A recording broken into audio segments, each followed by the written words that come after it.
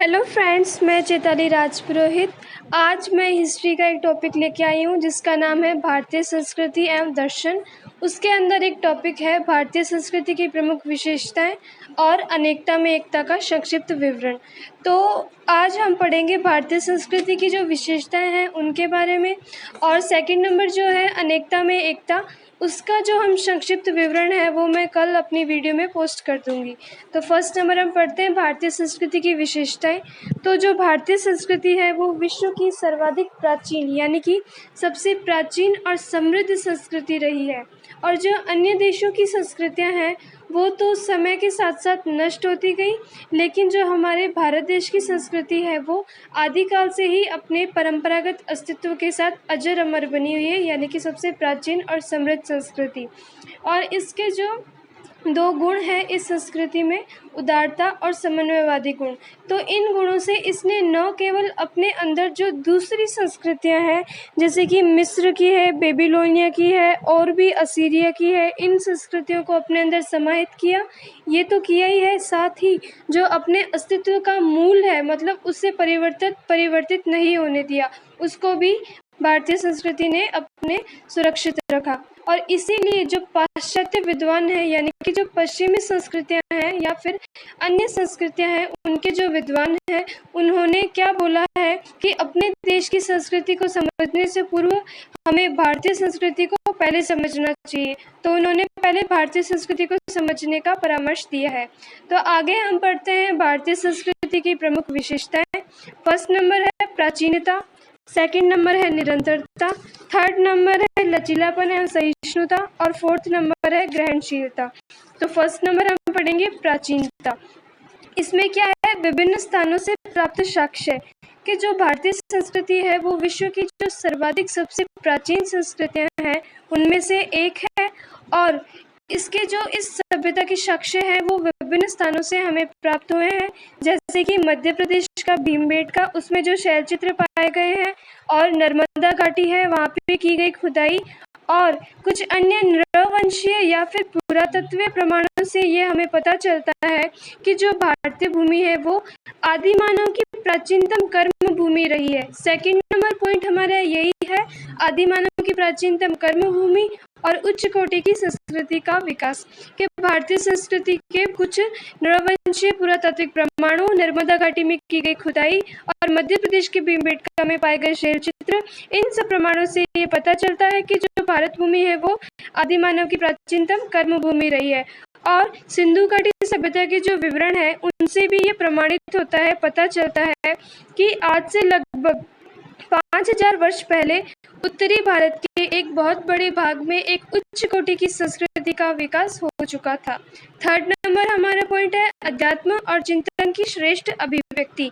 कि इसी प्रकार वेदों में जो हमारी भारतीय संस्कृति में, वेदों में जिस प्रकार हमारे भारतीय संस्कृति के बारे में पता चलता है उसमें परिलक्षित न केवल भारतीय संस्कृति में प्राचीनता का प्रमाण है, यहाँ तक कि भारतीय अध्यात्म यानी कि भक्ति बोल सकते हैं और चिंतन की भी सर्वश्रेष्ठ अभिव्यक्ति है।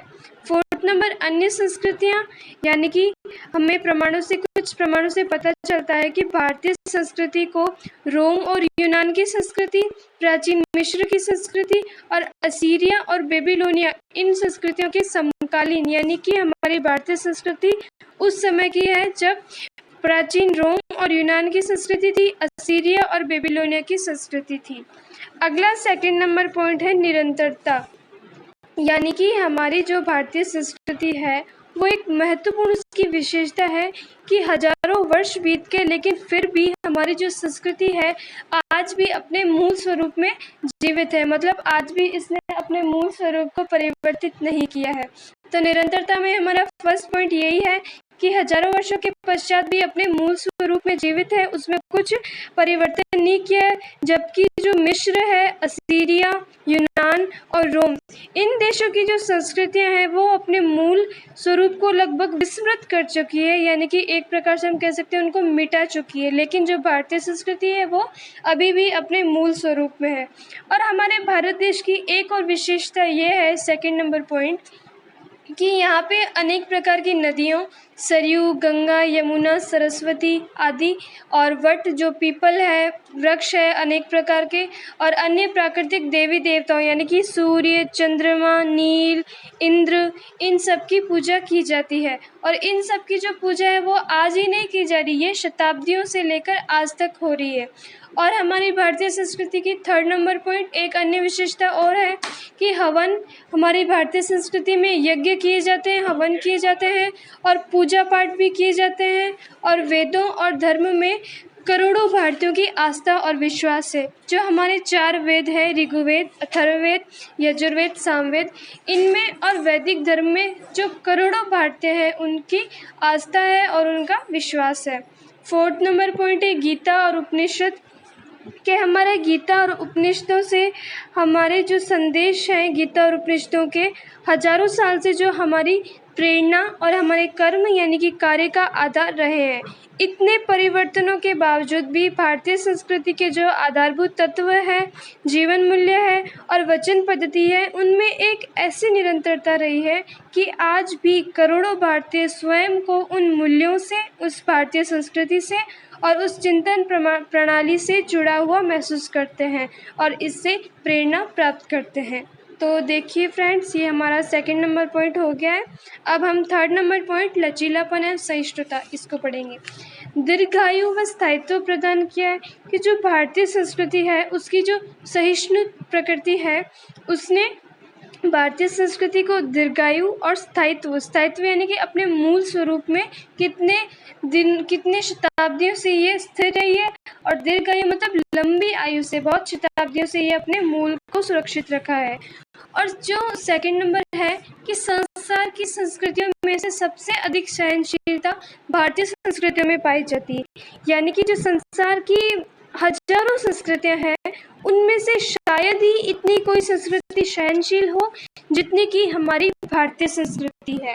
3rd नंबर पॉइंट, हिंदू का अभिप्राय किसी धर्म विशेष के अनुयायी से न लगाकर भारतीय से लगाया गया। यानी कि भारतीय जो संस्कृति है उसमें जो भारतीय लोग हैं वो हिंदू देवी देवताओं की आराधना करें या ना करें, पूजा पाठ करें या ना करें, आदि स्वतंत्रताओं पर धर्म या संस्कृति के नाम पर कोई बंधन लगाए या ना लगाए। इसीलिए लेकिन प्राचीन भारतीय संस्कृति के जो प्रतीक है हिंदू धर्म, उसे न कहकर कुछ मूल्यों पर आधारित एक जीवन पद्धति की संज्ञा दी गई है। और जो हिंदू है उसका इसने अर्थ यानी कि अभिप्राय क्या बताया है कि किसी धर्म विशेष के अनुयायी से न लगाकर भारतीय से लगाया गया है। 4th नंबर पॉइंट है प्राचीन काल में मतलब ग्रहणशीलता। 4th नंबर, प्राचीन काल में बुद्ध व महावीर, मध्यकाल में शंकराचार्य, कबीर, गुरु नानक व चैतन्य महाप्रभु, ये हमारा 4th नंबर पॉइंट है। तो इसमें बताया गया है कि हमारी भारतीय संस्कृति का जो लचीला स्वरूप है उसमें जब भी जड़ता की स्थिति निर्मित हुई, यानी कि मतलब उसमें कुछ ना कुछ कमजोरी आ गई, तब किसी न किसी महापुरुष ने उसे गतिशीलता प्रदान की और जो इसकी सहिष्णुता है उसको एक नई आभा से मंडित कर दिया, उसमें नया एक ऊर्जा ला दी। इस दृष्टि से प्राचीन काल में हम देखते हैं महात्मा बुद्ध है, महावीर स्वामी है, मध्यकाल में शंकराचार्य, कबीर, गुरु नानक और चैतन्य महाप्रभु है उनके माध्यम से, और आधुनिक काल में स्वामी दयानंद सरस्वती, स्वामी विवेकानंद एवं महात्मा ज्योतिबा फुल्ले, इनके द्वारा जो किए गए प्रयास है इनसे भारतीय संस्कृति की ये महत्वपूर्ण धरोहर बन गए। इन्होंने इसके विकास में महत्वपूर्ण योगदान दिया। तो अब हम पढ़ेंगे 4th नंबर पॉइंट ग्रहणशीलता। इसमें 1st नंबर पॉइंट है सहिष्णुता व उदारता के कारण उसमें ग्रहणशीलता की प्रवृत्ति को विकसित होने का अवसर मिला। कि हमारी जो भारतीय संस्कृति है उसमें 2 गुण मेन है, सहिष्णुता एवं उदारता। तो इन 2 गुणों के कारण उसमें एक जो ग्रहणशीलता की प्रवृत्ति है उसको विकसित होने का चांस मिला, या हम कह सकते हैं एक अवसर मिला। 2nd नंबर है प्रवृत्ति को विकसित